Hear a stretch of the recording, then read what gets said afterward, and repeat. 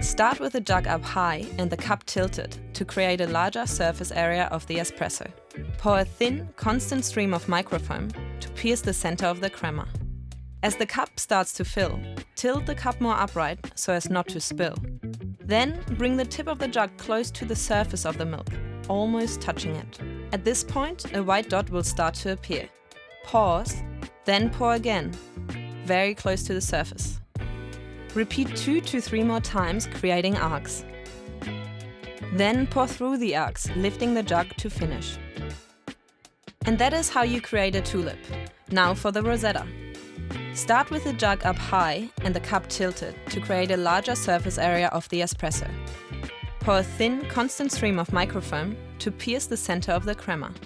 As the cup starts to fill, tilt the cup more upright so as not to spill.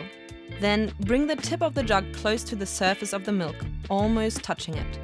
At this point, a white dot will start to appear.